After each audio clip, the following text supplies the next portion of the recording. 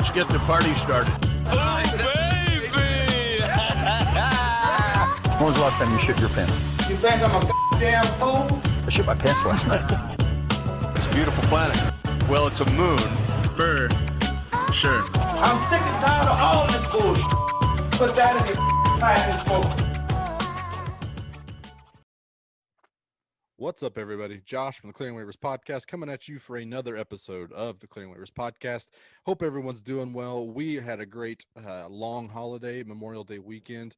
I hope the guys did as well. We got Brian, we got Kitty here joining me tonight. We've got a lot of Royals talking to do, a lot of roster moves over the last two weeks or so that we wanted to get into, kind of break down a little bit, see what the effect of them could potentially be, and then what we're kind of thinking about them a little bit, longer over the next couple of weeks, depending on how these injuries go. So we're gonna talk a little bit about those Royals roster moves.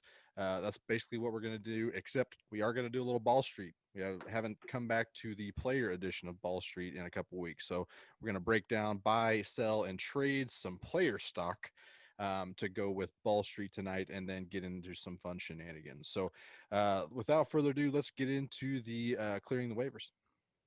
We're clearing the waiver. Royals doing a lot better, hovering around 500 as we speak. I believe they are 500, correct? On June 1st, just like a couple of us told you they would be. We kind of Right. bought stock in that, and now we're reaping the benefits of such a hot take. That's right. Currently 4-3 ball game against the Pirates with runners on first and third in the fifth inning. So I'm not going to say anything other than the pure facts of the situation, in hopes that we don't jinx anybody. But I have a feeling we're going to do some jinxing tonight if I have to put some money on it tonight. But we're going to get into some roster moves. Like I said, the roster move rundown, if you will. We're going to talk about some of the effect of the move. Some of them may have been recent returns, followed by recent flare-ups of new injuries. We'll have to see what we're talking about there, as well as just some fun young players that got some call and got some action on the big league stage. So let's start off with the Mondesi. Adalberto Mondesi returned and then potentially became re-injured. It sounds like the hamstring strain is not as bad as they kind of thought it might be. Taking it day by day, he's sitting out tonight, but we'll kind of see how the week kind of shapes up from there. But we also got Hunter Dozier back. So the two big, profound bats in this lineup needed a lot of help. Kitty, what's your read on the return of Mondesi and Hunter Dozier? Yeah, really nice to have, getting so much closer to that opening day lineup we expected to see coming out of spring training before 100%. Mondesi got hurt right at the end there. And Mondesi came out guns blazing at the plate. I mean, he's just been anything he makes contact with, he's hitting it hard right now. So it's always good to see. Got 26 ABs through last night's game. He's got 3 doubles, 2 home runs, hitting a solid slash of 360, 360, 720, which means there's one tiny red flag in that slash line. That's always been a red flag with him, though. Red flag with Nothing new. Right. Yeah, so the good is the home runs and doubles, the power he's showing. The bad is 10 strikeouts and no walks and 26 bats. That is way too high for one and way too low on the other. So Sure. a little bit of work still need to be done with him at the plate. So a couple defensive lapses as well as come up with. One was obviously on the when the infield was in and hard hit ball to him, and he double clutched on the throw and then bounced it at home. So still a little rust to knock off. Probably maybe some of that is there with the defensive lapses, whereas the plate probably a little easier to get picked up quickly. Mm-hmm. My hope, I mean, before the year started, I was a little more down on Mondesi than I think most of the fan base. I was basically it's only been prior to the year. It hasn't been the last 2 years. Maybe it's been a little longer, but I was just trying to. I don't want to bring up old shit. Let's just stay with this year. Sure. And I'm basically, I think a 750 OPS is fine for him. It's not what kind of the ticket the Royals franchise was promised with the draft pick, or when they picked him up, and he was the savior on offense, and he's just never completely put it together for a full year. Where his best career OPS is 804. So if he can sniff that this year, that'll be a huge improvement for him for which will now be basically 4 months of a season. Get that 120 games in and hopefully turn it around a little bit at the plate. So as an Adalberto Mondesi hater, would you take 804 from him right now For this full season, for the rest of the year? for the rest of this year, yes, I'll take 804. I would bet the under, Sure. but That's fair. I think everyone, I think he's still living on the expectations that he had coming up. It's been excuses on, he's been hurt 1 year, gets really hot, he gets really cold, he just needs to even his bat out and it'll be great. So he's still, I mean, he's still, I think, a lot of people's favorite player still, and he's really never done a whole lot to earn that title in the fan base. But still time, he's still super young, so I'm hopeful, but I'm not too optimistic on what he does for the rest of the season. Hoping it's in that 800 range in the OPS, which would be a huge boon to the offense because you're replacing someone that's around 600 OPS with someone at 800.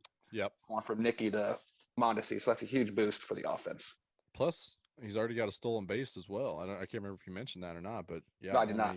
Only what, 6 games back? Is that 6 or 7 games he's been back? Right. Already a stolen base. So hitting 800 OPS with what, 40 bags? Right. Yeah, I think is perfectly acceptable at this point.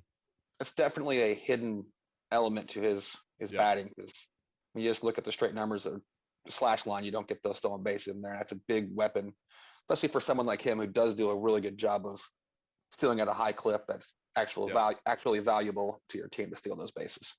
You talk about clips and jumping in. I got a couple numbers here for you. With him in the lineup, they're averaging 4.4 runs a game. Without him, 4.2. Oh baby, Watch out. They're 4-3 since he's been back. Prior to that, 22 and 23. Above what a 500 catalyst! Huge. I mean, it's a 570 win percentage with him in the lineup. It's huge. That's what you want. Well, something I saw that was kind of crazy, that in 7 games, Mondesi is already tied 5th most WAR among position players. He is tied with Nicky Lopez at 0.4 WAR and ahead of Andrew Benintendi in WAR in 7 games. That should not be possible. That's outrageous. 7 games. What if Benintendi hits a grand slam?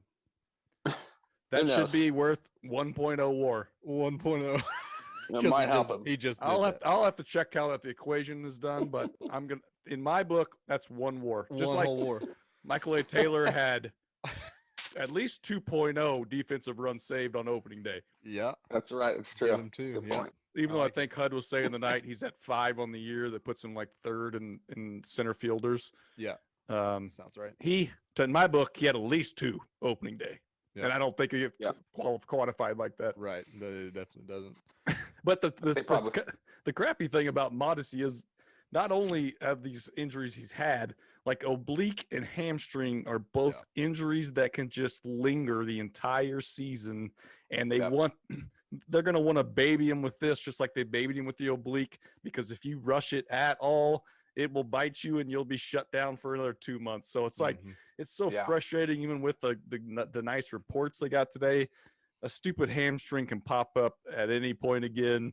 He could be feeling fine for the next 3 days, and they put him out there and he could be done for 8 weeks. So it just sucks that it's always these soft tissue type things, these crappy muscle type things that they just keep him out way too long. There's no set table on here's how long you should wait, ramp it up this many days, and you're back in there. So hopefully it really is this minor thing, and they got a day off tomorrow.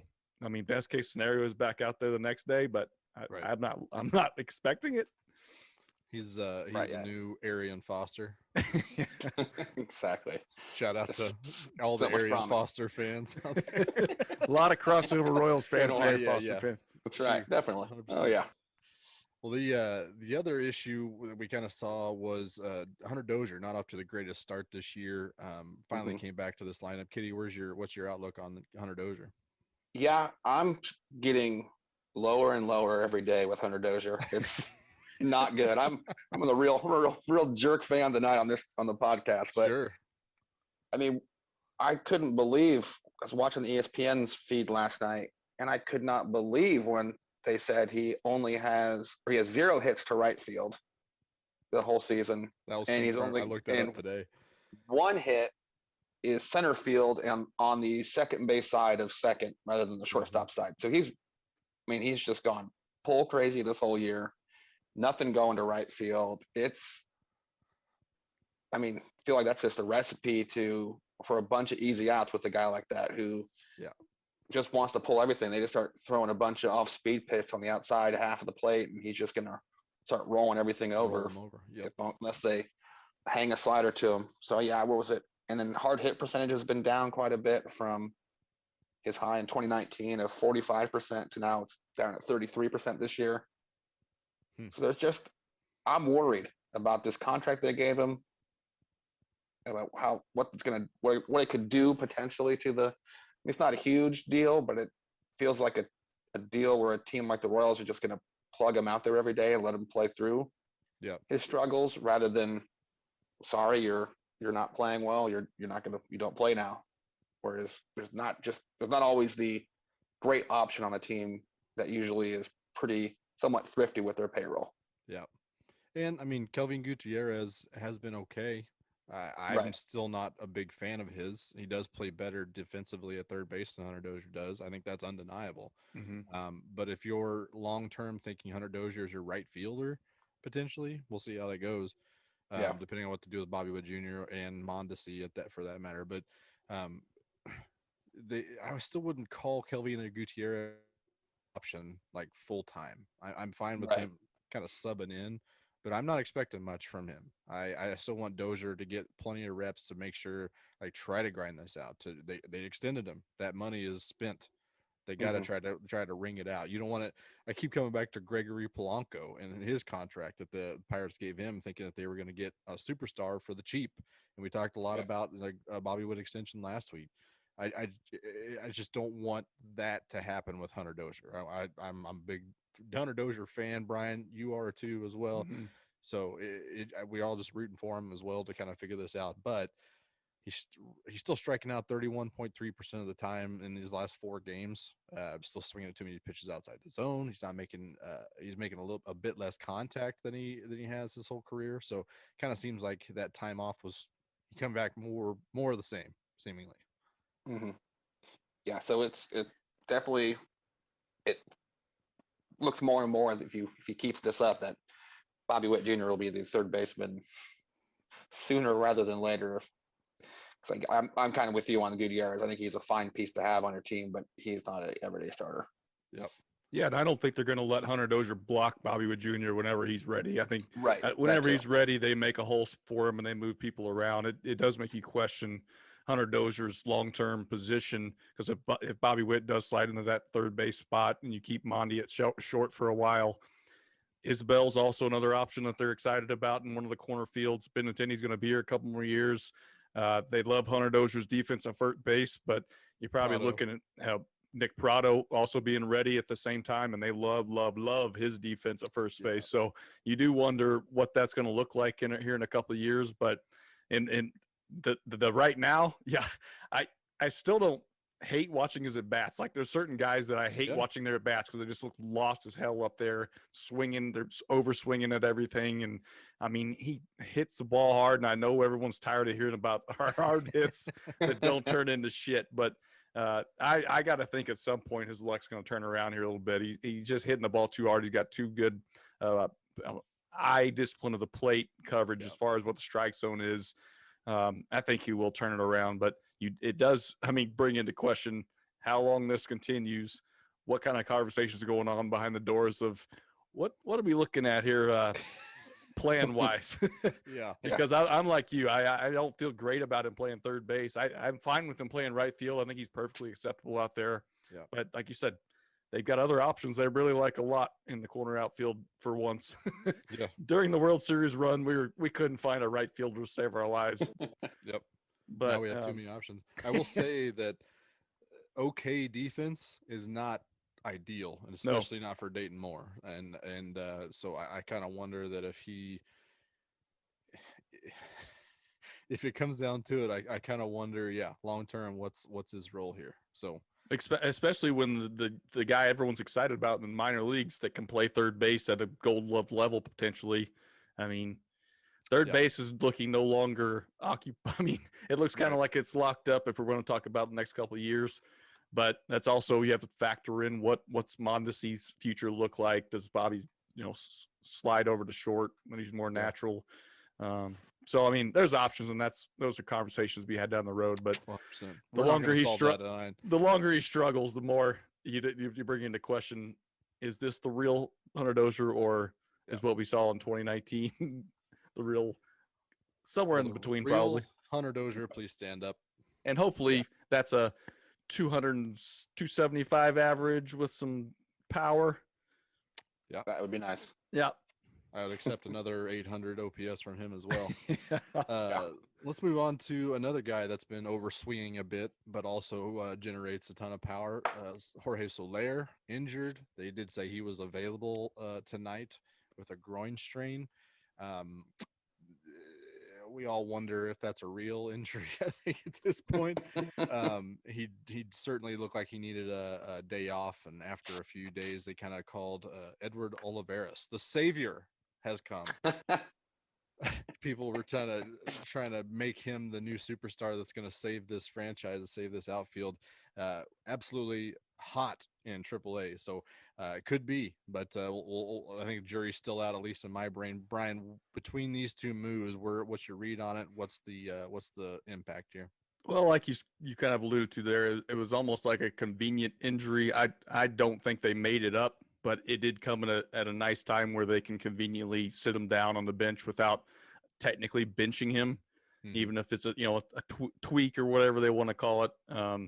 It's nice that he can maybe sit down and reset a little bit on the year and just not keep going up there and forcing stuff and trying to make changes on the fly. And because he is one of those guys that I was talking about, Hunter Dozier, I don't mind watching his at-bats. There are Soler at-bats that drive me insane. When he's bad, he's horrible, and he can't lay off a slider. And when he's hot, he can't get him out sometimes. So it can always turn around. But you talked about before, I think, on the podcast, not this week, but about people forcing their way onto this roster. I think that was Daniel Lynch you described as forcing his way on this roster. That doesn't sound like something I would say.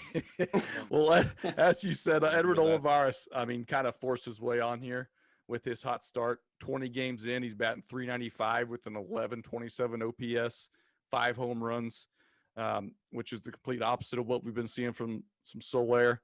And when Soler got pulled from the middle of the game, I thought, well, with Dozier and Mondesi coming back, we're going to kind of go back to that spring training approach of what we looked for opening day, where, Witt will go back out to right field, Nicky will slide to second, Dozier to third, kind of what they had planned from the beginning going into the season.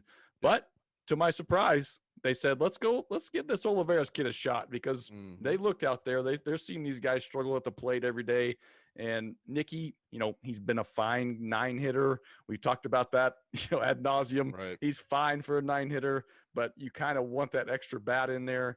And he provides an uptick in defense, because we'd also talked about not being being okay with Mike Matheny's move so far this year, but one that's kind of frustrated me with Jorge Soler being so bad on offense, he's kind of doubled down and said, well, let's let him be horrible on defense too in right field, instead of keeping him at DH, even with injuries and everything, and not killing our outfield defense. So Olivares will not kill your outfield defense. He's no great defender by any means, but he's way better than Jorge Soler, or even Hunter Dozier for that matter.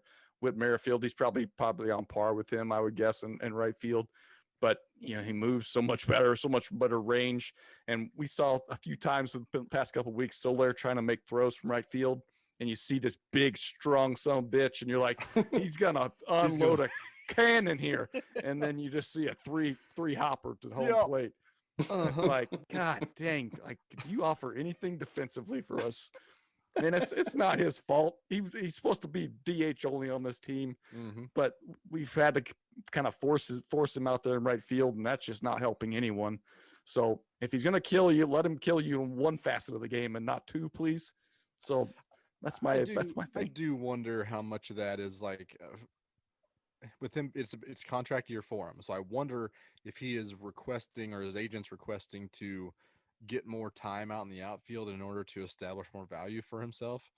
But I think You can ask for whatever you want, but correct. And I think Matheny, I feel like managers are they're juggling personalities and stuff. So that's got to be taken into account if that's what's happening. I obviously don't know. If it's happening, he's actually depressing his value by getting time out in right field, which is actually, that might be, maybe that's Dayton Moore's 3D chess on Solaire's game of checkers, where, oh, you want to go play right field to increase your value, or you just look horrible out there. Now you're worth $3 million a year on the free agent market instead of what you think you are. Look out for a 4-year deal with a mutual option. Look out for the Dayton Moore special. God, if he keeps this up, I can't imagine anyone gives Solaire more than a year. So you mentioned Olivares is an improvement in the outfield. Last year in right field specifically, a -2 defensive runs saved, and it was a negative score in right field. So far, he already has 1 defensive run saved in right field in 18 innings. So he could be standing in the right direction, but it's wild. And I completely agree with what you said. It is an Still upgrade. An improvement. and I mean, plenty of people on social media pointed out that couldn't be worse at the plate than Jorge Soler. So if he is absolutely just a scotch, bringing something to the table, it's already a loss not getting any improvement, any kind of productivity from Jorge Soler. It's already a detriment to the offense. So if they get anything positive from Edward Olivares with his time here, I think it's a win at this point. And I'm curious to see, because he talked a lot about working with Rusty Kuntz in the off season. You kind of wonder if there is going to be a Rusty Kuntz difference or a Rusty Kuntz factor when if we see maybe the defensive run save kind of take an uptick another year. He's more comfortable in playing in Kauffman Stadium. So I'll be curious to see, because the guy can run, he can hit. And if he can pull it all together, he's like 25 or 26-year-old still. So there's plenty there. And remember, we traded him for like 2 months of Trevor Rosenthal. Right. So, I mean, you got to love the upside there. Yeah. Yeah. I don't love it that he's blocking Kyle Isbell now, because I'm a big Kyle Isbell guy, but if Isbell forces his way on this roster, they love Isbell. So he'll definitely get his crack if he starts raking like Olivares was. Yeah. He was hitting pretty well. He's coming around.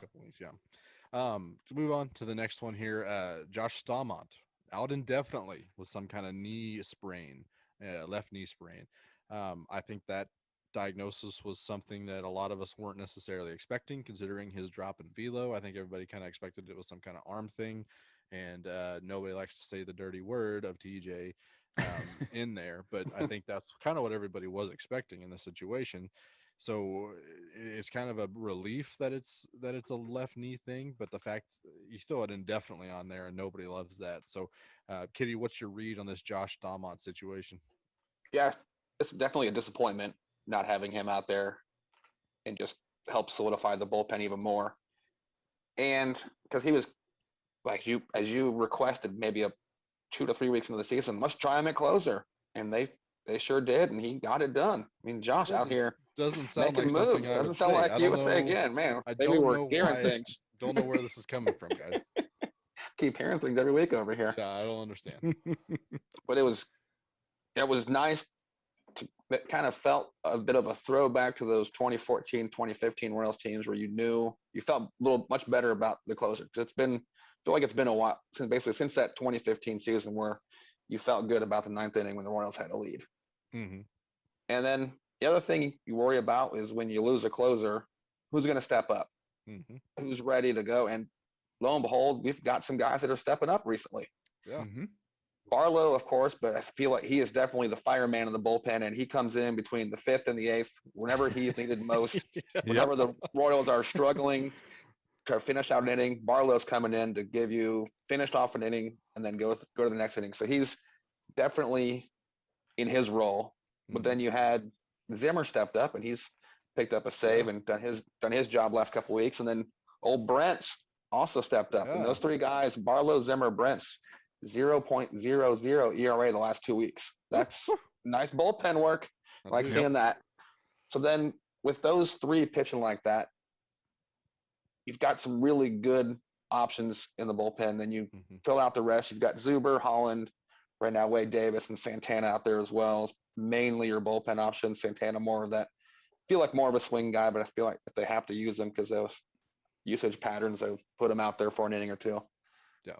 But so that just having 3 to 4, maybe 5 guys, if one of the other ones is having a nice little stretch, you feel really good about most games. Even if you're down a little bit going into the 5th or 6th inning, you feel like you have a good chance where that bullpen can shut the other team down. So it's disappointing that Stalmont is hurt and out, but if this team's kind of come together a little bit better in that bullpen right now, so don't feel as bad. So he's got the time to get healthy and come back and just make that bullpen look that much better. Yeah, and I didn't put it on the rundown here, so I'm glad you mentioned it. But Kyle Zimmer's return was also very well timed, all things considered. Yep. It was going to be real shallow even before he was out, and if they lost Stamont, it was going to be even more so. So it's good and very timely that Kyle Zimmer did come back. Kind of speaking on that, they're going to need Josh Stamont back very soon. On Wednesday they have a day off, and then they don't have another day off till June 17th. And even beyond that, they have 2 days off after Wednesday until the All-Star break. So it's going to be a one hellacious run. It's going to start heating up around here. Yep. So they're going to start needing some more arms in that bullpen. And the more Josh Stalmont is resting and not able to pitch, the more run down and the more weary they're going to get. So they're going to need to get Stalmont back as quickly as we can here. I wonder too if with Stalmont being indefinite with his knee sprain, if they feel a little more pressure to act sooner on maybe going out and trying to trade for a legit bullpen piece, because you look down at who the guys have been kind of bringing up between the minors and stuff, like Newberry doesn't really move the needle a whole lot. You wonder Matheny's quote about everything we've asked Irvin Santana to do, he's answered the bell.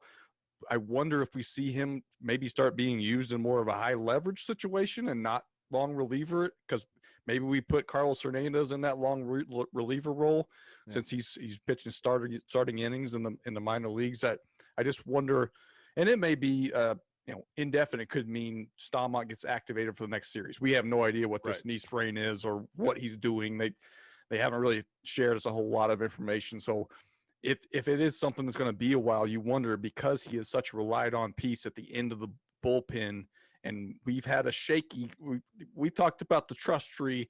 It's not real popular at the top at the trust tree right now in the Royals bullpen. So they've been good here the last couple of weeks, like Kitty said, but you wonder, because there are teams, like I think the Rays have already made a couple of moves for bullpen guys. Yep. I think Hunter Strickland got moved.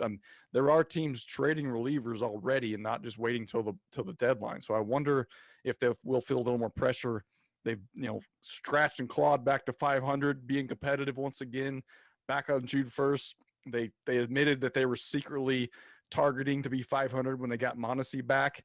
They've done that. So you kind of wonder if they try to take the next level with this team as far as like trying to compete and make a move, whether that's adding one of those stud young arms to the bullpen potentially, or they go out and they try to make a trade to get a proven veteran reliever to add that's not Wade Davis. That's just a placeholder anyways. But at this point, yeah, I hope they're not really relying too much on Wade Davis and what he's going to bring to the table for sure. But you mentioned Carlos Hernandez in here, and that's actually the next point here. So great transition. Appreciate that. You're welcome. Still no Danny Duffy. We got an update on him before the game tonight, saying that he's going to start a 90-foot throwing program. Probably not going to make it back for any series next week, but after that, it's not out of the cards yet. Still got to probably do some kind of rehab assignment in Omaha, but we'll have to see how it goes. Some of these old veterans can probably just step right back in there, but was dealing with a flexor strain when they described it as a relatively minor injury. And I think, prior to the game, that was the news that they kind of updated. Lynn Worthy said that he was, as of Thursday, he was still resting. So it's good to hear that he's made some pretty good progression since then. But it still sounds like going to be a couple weeks, which kind of brings us to the Carlos Hernandez getting recalled. it's kind of tough. He in the past as a prospect, he has been rated as having some of the best stuff in the organization. Prior to that 2018 Giraffe, where they just loaded up on massive studs, it seemed like Carlos Hernandez had potentially front of the rotation stuff. It was always about harnessing it, controlling it, being able to command it, and he is apparently still struggling with that because he did come in on Saturday, relieved Irvin Santana in his start. Came in with one on in the fourth and had trouble locating, gave up 2 earned immediately. And then I thought he settled in pretty nicely. There was a lot of critics on social media, if you will, that thought he was nothing. But I think that appearance was actually fairly encouraging. I think that he had pretty electric stuff. He's got a good fastball that hits up to 100 miles an hour, kind of pretty well-rounded curveball that kind of acts like a little slurve a little bit more than most pitches. And then he's got a decent, change. He's got a sinker that he's been relying on a little bit more this year. Not great, but he did settle in, which is encouraging. Like I said, the biggest thing is it allowed that bullpen to rest. Between the days off that they've had here lately and being able to only go through 3 pitchers when it's a quote unquote bullpen game is a big deal. Whether it's a win or a loss, I still think it's somewhat of a moral victory, a little silver lining, if you will, that the bullpen did get a chance to rest up there. So I think that was his biggest contribution. Was immediately sent back down the next day. So we'll probably see him again at some point. I think long term, I mean, he's 24 years old. Still got quite a bit of development to kind of come along with, and that's really going to be the factor as to what his role is moving forward. But I think at the very least, we got a solid reliever in the bullpen through with Carlos Hernandez, and if he develops correctly, he could be a starter. He could be thrown into this. Shoot for the moon, you ain't landing among the stars. Maybe he turns into the oh shit guy out the bullpen. Yeah. I'm very interested in that role for him if that's the case. But it's always, not nothing. 100-mile-an-hour fastball that also has a ton of sink on it with okay massive okay secondary pitches to go with them. So I mean, long term, I think we get at least a solid bullpen arm. I'm excited to see him at the major league level and to see major league hitters, but hopefully we get to see him again soon on that front for sure. Yeah, and I think you'd mentioned too that you're curious to see how the rest of this year looks for Danny Duffy because, I mean, there's a non-zero chance that when they bring him back, maybe they pitch him out of the bullpen and they say, Lynch, you're up again. We're going to give you another shot. I mean, we could see that as soon as, like you said, this weekend when they need another starter, whether it's Kowar being added to 40-man or Lynch gets another shot. And I'll just say it's been nice to see Lynch since he got sent back down to Omaha. It would be, kind of expected almost for him after he got beat up in the majors in his debut to go down there and just kind of be pouty and not putting up good performances, at least to the start, kind of get back into that a little bit. But he just hit the ground running back at Omaha and been putting start after start, quality starts after quality starts. So I think he's a guy we might see making that next move and getting that spot the next time through because he's already on a 40-man. Yeah. There is a open 40-man or a open spot on Friday, like you said, Yep. is the day right now. He pitched on Sunday. He pitched 5 innings, so the rest is there. It's right on schedule for him to potentially get that call up. But yeah, 1.20 WHIP, 2.70 ERA, 20 strikeouts and 6 walks in 3 starts since he's been down to AAA. So yeah, you'd kind of expect him to take his lumps a little bit, but yeah, he's settled in nicely, and hopefully he's fixed what he needed to the tipping or the mechanics, whatever it was. It seemed like he's at least somewhat figured it out on a AAA level. So and it's got to get to that point sometime soon where it's like, what more can he prove or improve at Omaha? Like facing this level of competition, can he get better? Just keep starting him against these bums down here. Maybe he's got to take his lumps in the major leagues, and it's all about winning games in the major leagues. That's their priority, I know, but it's also one of your future franchise type pitchers that maybe you can live with him taking a couple of lumps if it gonna pay off down long term payoff. Let's start cutting those teeth, baby. Yeah. Oh yeah. Start cutting those teeth. The other issue with that, like it could be a Ronald Bolaños call up, is he's already on the 40-man, but he goes tomorrow on Wednesday, and he would not be available to pitch on Friday, you wouldn't think. So I think that kind of rules him out, leaving really just a bullpen game potentially on Friday, or Everybody wanted to see it last week, but maybe Jackson Coar call up. Yeah. We'll have to see how that all kind of goes out. They're going to have to make a 40-man roster move to incorporate that and to bring Coar up. So I think, Dayton Moore loves his inventory, and that's kind of what's the obstacle at the big point. And maybe Coar is just not, hasn't shown quite enough to get that call yet, but we'll kind of see how Friday shapes up. That's the next big milestone, and especially if they don't expect Danny Duffy to be ready until a couple weeks from now, then with that schedule kind of being day to day, we could definitely see another. We're going to need to see a 5-man rotation. We can't just keep seeing Irvin Santana, Jake Junis, and then maybe a potential AAA pitcher kind of coming up and making a spot start in a bullpen game. So we need that 5-man rotation back. And hopefully we get to see Daniel Lynch here coming up. Yep. Let's get into the next round here, still in the clearing waivers, but last time we did Ball Street, I could not find the theme song, but we did locate it. Shout out to Adam Summer once again for making another great theme song. Here we go for Ball Street. Ball Street. A little bit different than what the usual Adam Summer special is, but appreciate his work and hitting us up with a good theme song. Go check out the Heartland Pod that he hosts there. If you're into politics, go check him out and good work that they're doing over there. Ball Street, we've got 4 players here that we are going to buy, sell, or hold our theoretical stock in, if you will. And then kind of go from there. Sometimes it's a take, sometimes it's a player. Well, this week it's a player. So first player, talked about already, Jorge Soler. Brian, where are you at on Jorge Soler? Brian, holding or trading? I think this is your classic no-brainer hold because his value's never been lower. I don't think this is really the player that he is. He can't be this bad. I just can't believe it. He's this bad for an entire year. So it's going to turn around. We've seen it happen before. When he gets hot, he can win games for you for a month straight. So you got to hold him, just like I think the Royals have to hold him. Maybe they could take this convenient injury and something sparks after he comes back from it, and he gets hot, and his numbers, find their level once again and go back to where you'd expect them closer to be at least. And so I'm holding. I think you may have to hold on to him for the rest of the year and just watch him walk away, but if that's the case, then I think that's what you have to do because you're not going to get anything back if you try to trade him deadline. Right. I don't think. Yep. Kitty. Yeah, as the Royals franchise, you got to hold. This is great. Hopefully, it's just a small 2-month slump, but it's a long slump. Yeah, it's a long slump. Hey, it's 50 games. That's all.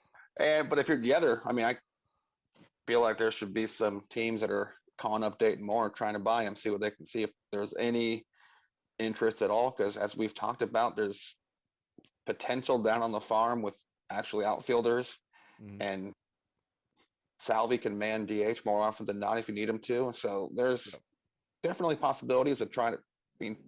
I don't think Dayton Moore is going to sell him for a bag of rocks or anything, but I'm sure some teams might be kicking the tires on Soler for a half year purchase, see what the Royals are willing to go with there. Legitimately going to be cash considerations. Yeah, just $2 million. Yeah, that's it. If that, you get half of his salary for the rest of the year. That's about it. Yeah. You both are holding. Shout out to Therese Paler. Rest in peace to Therese. But his famous saying, "Contract year is undefeated," and there's a reason why that's said, because it's undefeated. Right now, it looks pretty defeated on Soler's part, but I gotta think that he's not this bad. So I think they do need to hold him. Personally, I'm going to be buying Jorge Soler stock cautiously. I'm not going to go without of my means. I'm not going to sell the farm, but I am going to buy as much stock as I can get in Jorge Soler in the hopes that he does. I think when he does come back, we mentioned it earlier, he needs to be at DH solely. And not only is his defense terrible, but when he is at DH, his career OPS is 897 compared to when he does play right field, it's a 720. So I think just from that split in and of itself, I think he does belong at the plate. Value be damned. You are a designated hitter, Jorge Soler. Just embrace it. Just go Nelson Cruz on him. Yep. If you're Nelson Cruz, you got another decade to play and get paid. There's still plenty plenty of money to be made. So I think they need to hold. I love Oliveris. I love Kyle Isbell. I want both of them to be long-term assets for this team. I don't think Soler is long for this team, period. Like Kitty said, I think Carlos Santana and Salvi split a lot of reps at DH next season and kind of moving forward. But I don't think right now that either one of their ceilings is as high as Jorge Soler. Yeah, we haven't seen much from it this year. And last year was also not good. But the years before that were very good. And I think that that is still somewhere down in there. And besides, we're kind of at a standstill. The offense has been struggling, and we're still at 500. So think if he ever does live up to that, ceiling, even for a month. He's carrying that offense for a month, and they may be 10 games over 500 after that point. A lot to be said to kind of go into what's going to happen with Jorge Soler, but I'm buying cautiously. We'll say that. Next player here, Hunter Dozier. Very similar situation with him, not necessarily living up to what he's shown us in the past. But is he Ryan O'Hearn, or is he, a long-term asset for this team and living out the extension that he just did sign? I'm personally going to hold on buying stock in Hunter Dozier at this point. Royals are going to keep him in the lineup regardless. That's fine. Totally understand it.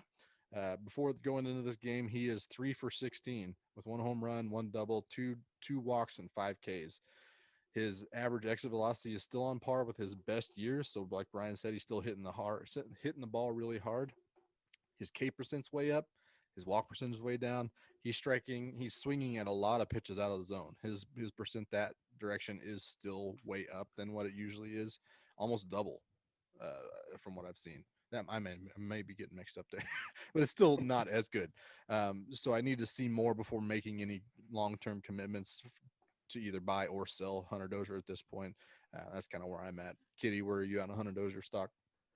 Yeah, I'm in the same hold scenario. I'm a little worried that 2019 was the aberration, and the other 3 years he's shown us so far, parts of those years might be the real Hunter Dozier, and not feeling great about that. And I'm also not feeling great about you not being able to pull a long-time Royal that you could comp him to. Me? I had problems with that.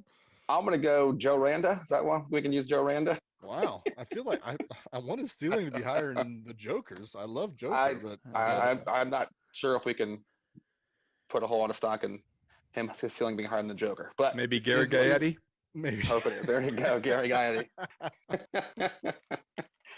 So yeah, I'm hoping Dozier turns around, but I'm not real super pumped about trying to buy any of his stock, even though it's as low as it is right now. Yeah, I think that's fair, Brian.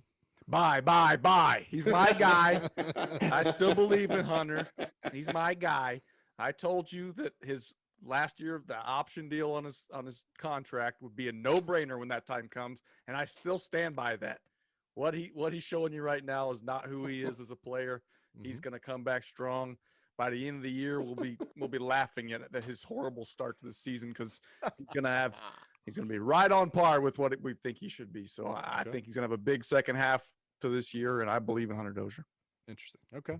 I hope you're right. I wonder if you are.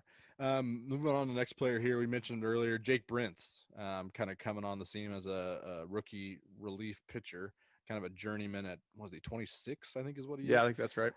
Currently a 2.19 ERA on the year and 1.22 WHIP. Very solid lately. Like we said, Brian, where are you at on Jake Brentz? I think this is your classic sell. If you're talking about stock prices here, yeah. I like the player. He's come up big. The bullpen has needed his presence greatly because he's stepped up, especially here lately. He's got a 2.02 ERA plus. So I mean, been great numbers wise compared to everyone else. A 9.5 K per 9, 2.19 ERA. I mean, I like that WHIP. The problem is he's not been this good even in the minor leagues before this. So I'm wondering if we crash back to earth at some point, but hopefully it's a case of him actually figuring something out in his career and maybe making that next step. I hope that's the case. I mean, a lefty that can throw 100 don't grow on trees often. So let's hope that it's a real thing, but I'm going to say his stock maybe never been higher. And so it would only be smart of me to sell at this point. Yeah. I think that's fair, Brian or Kitty. Where are you at? Yeah, he just took all my thunder on that one. I'm selling. Same situation with as BK there. Yeah, the one that the 6.2 walks per 9 is the one that's got the that red flag raised real high up that flagpole. So I'm definitely, you can get away with that when no one's hitting the ball off you. So he's got that working for him with only 4.7 hits per 9. But you got to think they're going to start figuring him out a little bit. And if he's still that wild, it's going to be a problem. Yeah. And with those walk numbers, you really only feel comfortable having him pitch with a clean inning and nobody on base. Because if he comes in and walks a couple of guys, then you're screwed. Yeah. So you almost have to give him a clean inning against when you know 2 out of the 3 first hitters are lefties type of thing. So if we use him only in that kind of situation, that's fine. He would make me nervous as any sort of a fireman against lefties coming up if there were guys on base. Yep. Well, I'm actually going to buy on this cautiously. Okay. Again, I'm buying. Look at me, Mr. Conservative. You Mr. suck at the stock market. It was coming out of the weekend that he's one of the most utilized relief pitchers in the league as a rookie. He's a top 25 pitcher, 24 in batters faced. And of those 25, only 7 of them have a better ERA. 6 of them have a better whip. And that is with a 6.2 walk per 9 rate. Mm-hmm. So if he ever, we talked like if he doesn't figure that out, then he's going to be in trouble. Well, he hasn't really figured it out, and he's been fine. Is my only defense of that. He's still walking 6.2 per 9, and it doesn't matter. I think the biggest concern, the biggest red flag to me is he's giving up 90% of either medium or hard contact rate. So I think that along with the walks is a big red flag. But YOLO here. We're gonna start buying. You're buying within reason. So you're saying he figured something out then? I don't know if he figured it out. He's just managing. He's working around those, and I feel like that's not nothing type of thing. But now that I said that, he's gonna blow the hell up, and it's gonna be all moot. Mike Matheny, please do not pitch him in the game tonight. Yes, because he's in trouble now that Josh said that. Correct. Absolutely here. Speaking of in trouble, last player is Jake Junis. Start of the year putting up solid numbers out of the rotation and moved to the bullpen. Kind of, to a lot of people, kind of caught him off guard. Inexplicably moved him to the bullpen at the beginning of May, and he's had a rough May since then. I am going to sell every single Jake Junis stock I have ever come in contact with. If I own the Jake Junis stock, I'm selling it. If I've ever touched it, I'm acquiring it somehow, and then just for the simple case of just getting it out of my hands. I could not be more out on Jake Junis at the moment. In May, he's at a 5.23 ERA and a 2.04 WHIP. Coming into this, everybody was like, "Oh, he's got a decent fastball with a great slider, and he's going to make a hell of a time out of the pen." Where's that at? Where's that? I agree that is the profile of a good reliever. Where is it? I just don't. I haven't seen it. I'm not a Jake Junis believer. I wasn't coming into the year, and this has done nothing to dispel that feeling. So I'm dumping every single share that I've ever thought about in Jacob Junis, and I hope the Royals do. Kitty, you're up next. I'm gonna hold on my Jake Junis. I wrote down 3.47 ERA in April, 9.64 ERA in May. That's not very good May. Not a good May. He's obviously not a reliever. Or at least it seems that way. Maybe he just doesn't know how to prepare to come out of the pen. Some guys, is that issue. I feel like I've heard stories of guys that pitch a simulated inning out in the bullpen before they run through an order in their head as they're warming up scenarios to get ready to come out of the pen.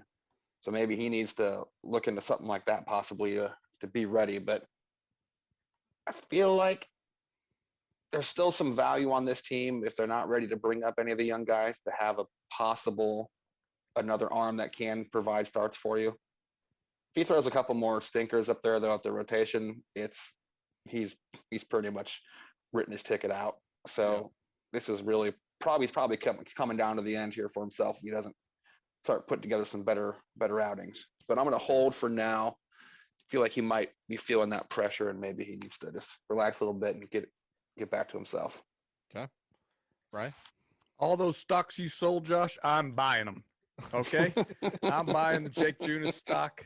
I unlike what Kitty said, I think if he's shown anything, he is not made for this rotation. Not on a good team. If you really want to compete, he's a below average starting pitcher, even as a fourth or a fifth starter. Our strength in this system right now is starting pitching. So he has got to get in the mindset, got to figure out how he's going to be successful in the bullpen, because that's the only place I want to see him from now on.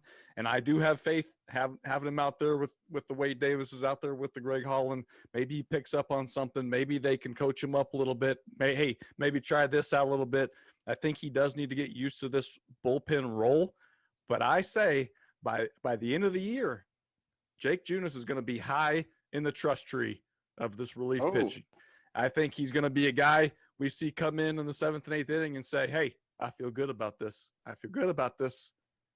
By the end of this year, trust tree occupied by Jacob Junis. All right. I like it. These are some bold proclamations here on June 1st. I'm all in. We're doing good. The part about this is that we're all over the place. And that is not even really close to be by design.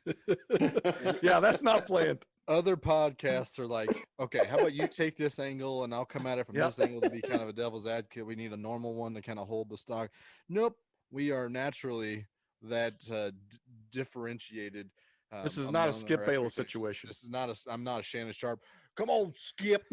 This is not the situation that we have developing here, which is both a good thing because, we're getting that effect on accident, but also kind of a bad thing because we're idiots. And that's kind of what you're getting when you listen to the Clearing Waivers podcast. We don't try to tell you otherwise. We're dummies. Yeah.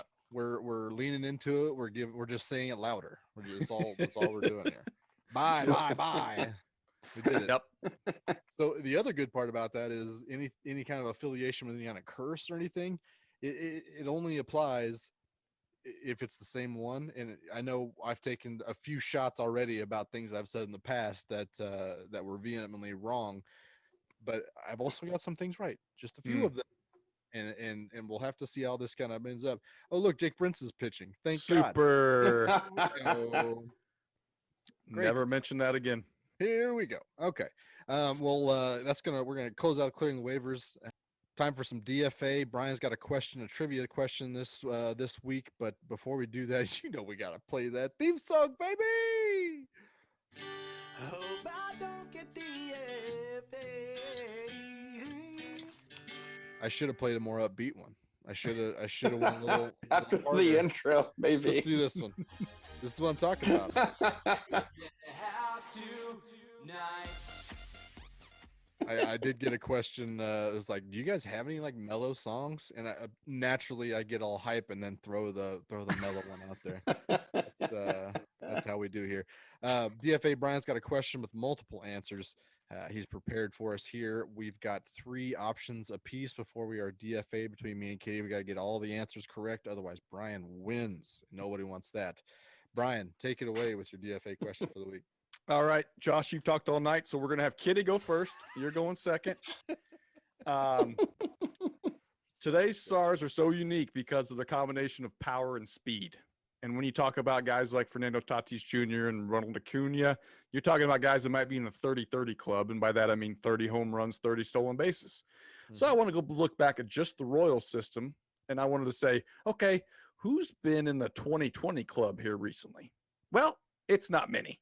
So I said, let's pull that back a little bit. Oh, no. Who's in the 5-5 club? Who are the last 5 guys to be in the 15-15 club? Okay. 15 homers, 15 stolen bases. I will say, if you say somebody that qualifies but was older than the 5, I'm not going to put an option against you. We'll just move on to the next guess. Oh, does the same person give the next guess though? Yes. You'll have to give me a new name, but I won't hold it against you if you say a person that's past the latest 5. So interesting. So with that being said, we'll start at Kitty. Oh, wow. I mean, the first name that popped in my head might be probably is too far back, but I'm going to go Beltran. Carlos Beltran. So he did it 4 times, but he is not one of the last 5. Okay. It has been a long time for a couple of these, but not that Kind long. of 'Cause figured Carlos he was Beltran was 1999, 2003.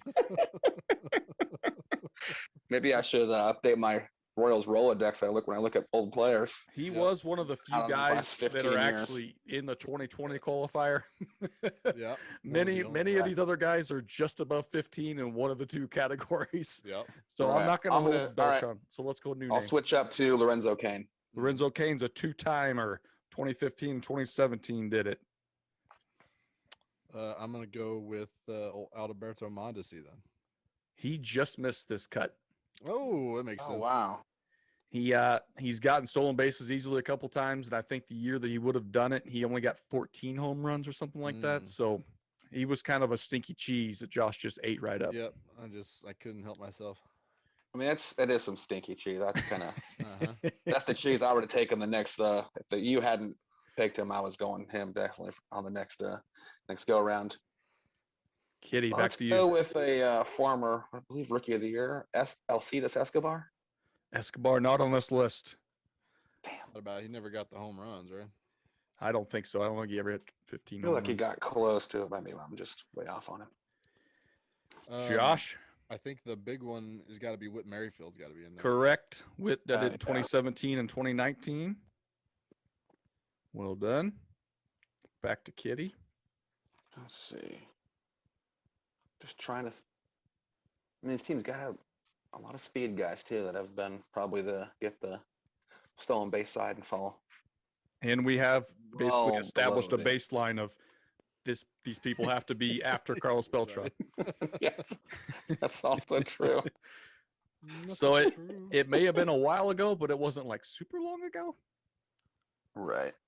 Oh man, my brain doesn't work anymore. It's a real problem. Trying to think here. Who stole some bases? This is so bad. Oh, I can't think of anybody. People are screaming something. Oh, of course. Oh yeah. Apparently. People really want me to not be on these trivia contests anymore. Just Nonsense. I just stare in the distance and think of no names. It's pretty impressive, really. Give me a name. Yeah, I gotta get something out.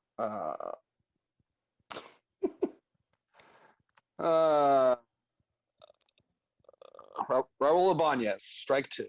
Yeah, that's an option. I don't have a Banez on here on this list.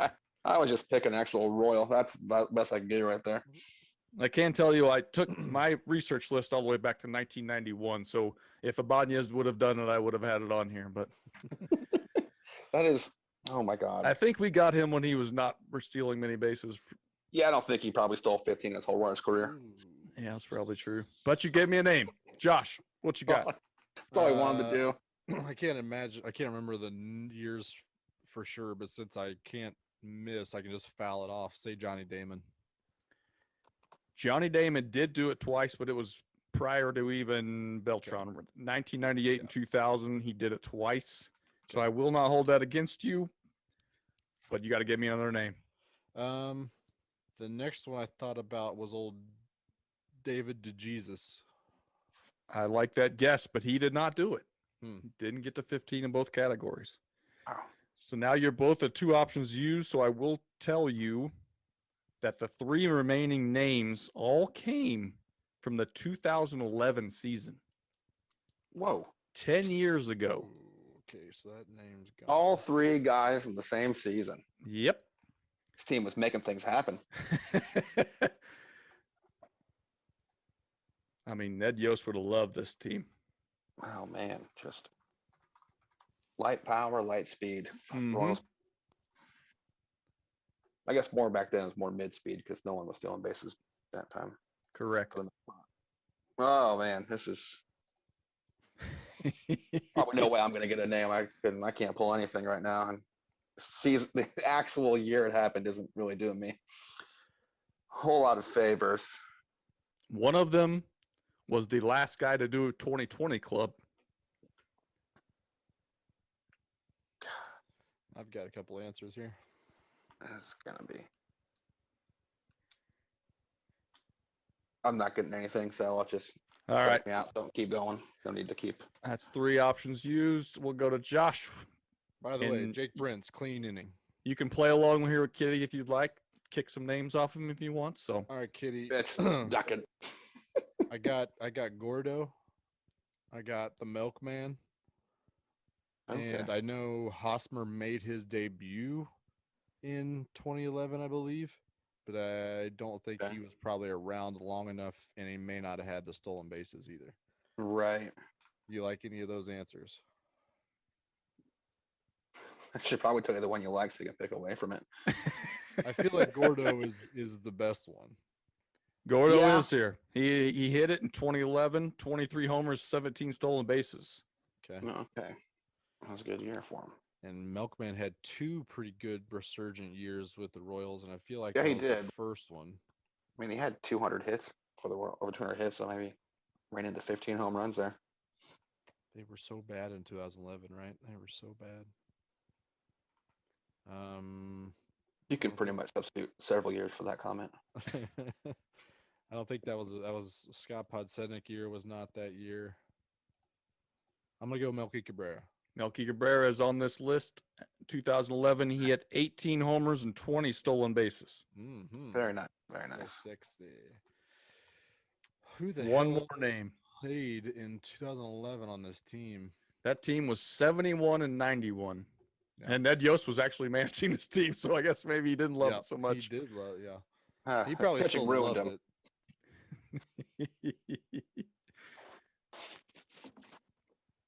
I mean, it wouldn't have been Butler. Second base was Was base Grooves on that team? Getz, right? In 2011, way I think he- it was Getz, and There's no way got he there. ran in 15 home runs. It wasn't Esky, Moose, not we. I mean, Hosmer might be the best guess at this point. Yeah, might be. He probably Let's ran go a lot Haas. more. Hosmer is a good guess. He had 19 homers and 11 stolen bases that year. Ooh, Didn't Yeah, quite good guess. make the cut. So, the 19 final homers is a lot. the final man on the list, the only person in the last 20 years that have got the 2020 club, Jeff Francoeur. Oh no! Frenchie. 20 home runs and 22 Oh. stolen bases for Jeff Francoeur at the age of 27. Oh, Wow. beautiful. Entering his prime, That's right. Yeah, he probably hit 210 that year. man. And that was the big home run swing for you as you're making this question. Oh yeah, I had faith that neither one of you are going to get Jeff Francoeur. I mean, I was just thinking about him the other day too. That's real unfortunate. Angel wrote it in 2003 with 17 homers and 21 stolen bases. But the one I really didn't expect to see outside of Jeff Francoeur Mark Tien. back in 1991, and I totally wiped it from my memory that he played on the Royals. Pendleton. 34-year-old Kirk Gibson Oh yeah. hit Ooh, 16 homers and 18 stolen bases 18 stolen Wow. bases. at the age of 34. I never would have thought him as an 18 stolen Wow. base guy at 13. Nope. Impressive. Kirk Gibson. I want to That know is that was like crazy. one bad series against a really bad catcher, and you got an 18, like you got at least 16 of them. Just one. Someone he knew the 3 pitchers really well, and then the catcher was trash, so he's just breaking off stolen bases. Right, Just- just And I also going didn't nuts. realize he went on to play like 3 more years with Detroit. He played till like he was 38 years old or something. I did know that. I But thought yeah, he was that- that's old when he was lost playing season. on the Dodgers thing because he was limping around the bases, but nope. He was. How was that guy stealing that many bases? He had the old man mustache, so Yes. it's like that guy could be 22 or he could be 47. Made no sense. He could play 8 more years after that. Yep. Well, that was a good question. I am glad that I got 4 out of. Well, I guess I got 3 out of 5, and I'm still holding Yep. to the Mondesi. I don't understand why that hasn't been Games accomplished played yet, has been a whatever. problem Good point. in a year. Salvador Perez Dong 9-5. Nice.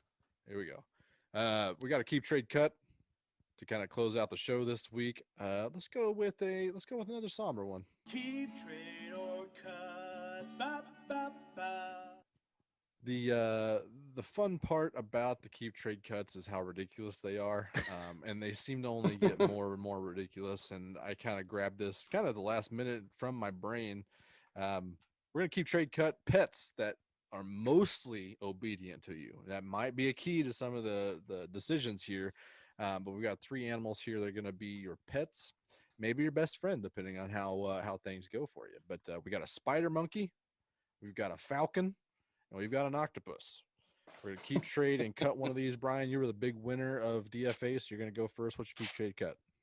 Well, first, I'm just going to cut the octopus. I just don't see the payoff in it. You can't really play with an octopus because it needs to be in the ocean, or you need a giant-ass aquarium in your house. And even then, am I really going to want to go swimming with this sometimes disobedient octopus? That sounds like a disaster. So I'm just going to say bye-bye, octopus. And I'm going to trade the falcon. Because a falcon would be cool. It'd be cool to have a bird that you had trained kind of to play with. So I think it's got some value, but I don't want the 5% of time that it's not listening to me, and who knows what a falcon's going to mess up. So I'm going to trade that falcon away for a nice cuddly koala bear. Because I feel like I need to bring on a pet that in the 5% that is disobedient, it's not going to kill me or somebody else. So a koala bear, even if they get feisty, it's like 15 pounds. So you can just throw it against the wall if it's trying to come at you. Is that real? I think they're like 15 to 30 pounds. Probably. I think it'll be a little bigger than that. Okay, Nope, keep going. they're 15 to 30 pounds. I know it for a fact. So 15 to 30 pounds. I mean, can you imagine showing up to the grocery store and you got a koala like on your shoulder, and people? It's pretty cool. I mean, people would think that's the coolest thing in the world. I mean, they're 24 to 33 inches and weighs on average 9 to 33 pounds. You nailed it. Bang. Yep. Oh my God. Give me that koala bear. They're like a little kitty cat. If he wants to act up, I can still manhandle him and get him back in line. Get a little rough with him. I couldn't do that if I traded for a tiger. So that's why I stayed away from the tigers, the big cats. And of course, I'm gonna keep the spider monkey because that's always been a dream of mine to have a pet monkey. And those, if they get unruly, could wreck some shit. But I feel like they probably wouldn't kill somebody. So I can deal with maybe them biting a kid or something, but they're probably not going to kill someone. What was that movie? Monkey Paws. What's that movie, Kitty? I know. It's Monkey Dunstan Shines. checks in. Dunstan checks in. Monkey Shines, I believe, is Shines, the one that Josh is looking for. So that spider monkey was aggressive. He was up We'll to say no that. good. So I could potentially be walking around with a spider monkey on my left shoulder and a koala bear on my right, and that sounds like a pretty good day. I think the only thing you got to worry about is some of those koala bears have chlamydia. They have what? Chlamydia. They have chlamydia. You got to just make sure you find one without it, and then make sure you keep that one. Well, I don't plan on having sex with it, so I Or think we're just good. not have sex with it. Yeah, I think that's a part of it. You know, there's been a lot of talk about diseases passing from animals to humans of late for some reason. Huh. So maybe not. What's going Might on? not be. That might not be the way it passes from those animals. So So just like don't kiss it. yeah, no making out. They'll probably got How to keep can you not away kiss from the koala scratching. bear? Not Kind on of the keep it lips. scratching you, probably. I'm gonna kiss that koala bear right on the lips. All right, that's I don't your care. risk. As long as they don't use a toilet seat that's dirty with it, I mean, then we'll be fine. It's not a potty trained koala bear, so Hopefully, he's mostly obedient that day. yeah, that's true. True. That's a good point. I'm going pretty much locksteps, also cutting the octopus. I think it's underrated. I think it would be low key party trick central because they got a lot of things that they can do. So I think there is more value there, but I am also going to cut it. I think a lot of dummies are going to want to trade for that falcon as well. Where are you going to keep that damn thing? Those wingspans are so damn big. And like Brian said, God knows what it's going to do when it's unruly for that 5% of the time. So It's definitely going to kill the neighbor's cat, 100%. and you're going to have to answer for that. Yep. And what can a falcon do that I can't do with technology faster? Or do with a crow. Or crow or a raven. Crows Yeah. are super smart. Yeah. I mean, I can Just train a crow. I'll train a crow. We're going to prove a point here. I'm going to train a crow. We're going to do this. So I'm also keeping that spider monkey extra versatile on land. So utilization is definitely more so. And then I'm going to have potentially a best friend out of it. I'm gonna trade the falcon for another spider monkey because what's better than a Oh. spider monkey? Two spider monkeys. You're gonna walk in with a spider monkey and koala bears. I got two spider monkeys doing my bidding in a tag team tournament or triple The threat match. Here we go. the jealousy in that household is gonna be off the charts. Yep. And plus, I mean, one gets out of hand one time. Very rarely are they going to be synced up and be unruly at the same time. So you Oh, just that's get an gonna- awesome wrestling match that just goes nuts like every once in a while. One of them's bound to be a problem child. That's fine. They're still unruly only some of the time. I feel like that's the stipulations here.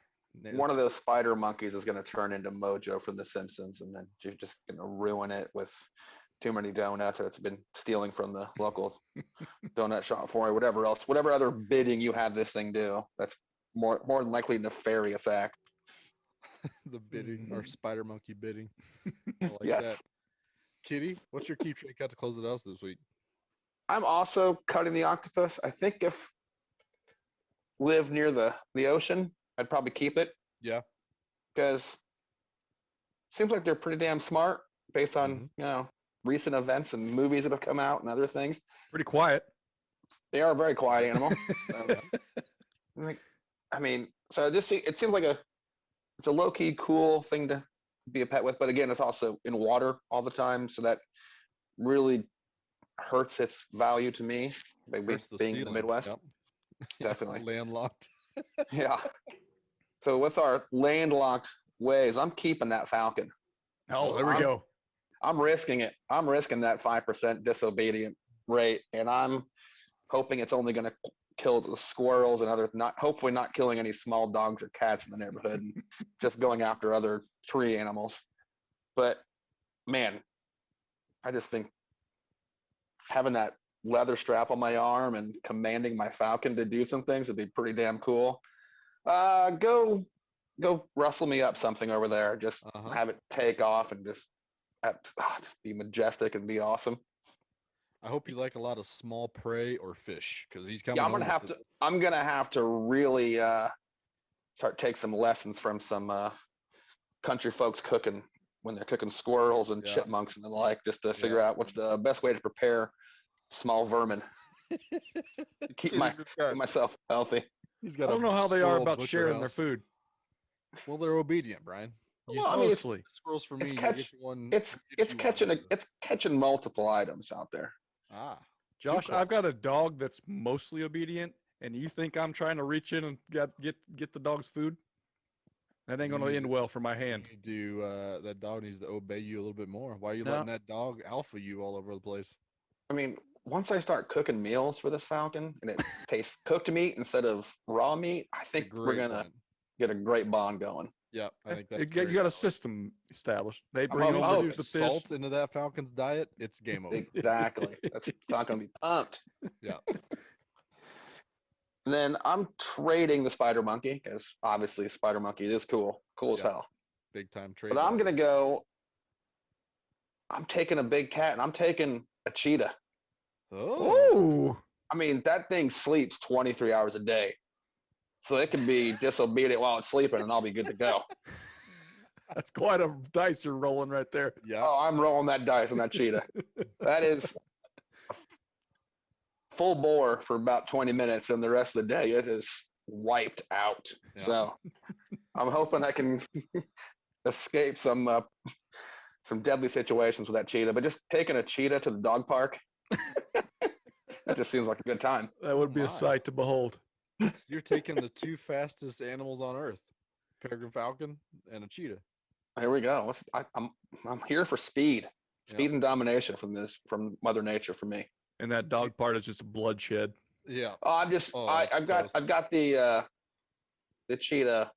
It's leashed up, and I'm just showing everybody off. Hey, let's leave me alone. This is more of a power move. Power move, exactly where I'm in the neighborhood now, and I've got this cheetah. Yep. You better start acting right around me. They don't even know I have the falcon at home. They have no idea about the falcon sitting there too. It's up in the tree watching.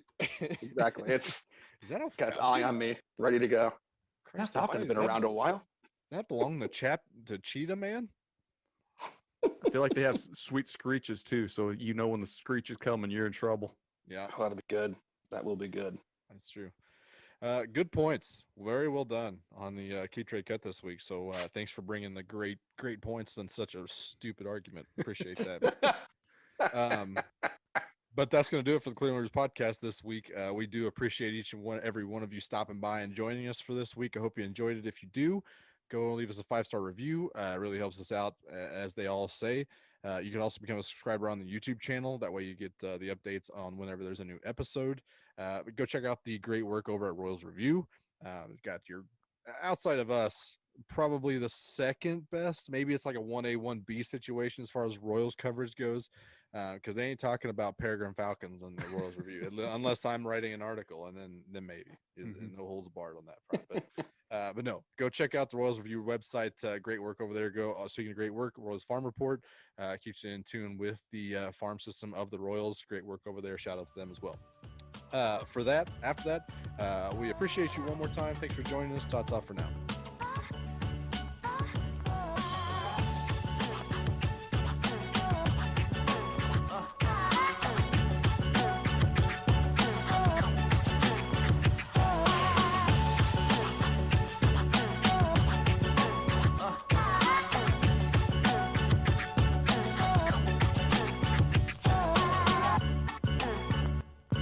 Strike 3 called. It's over.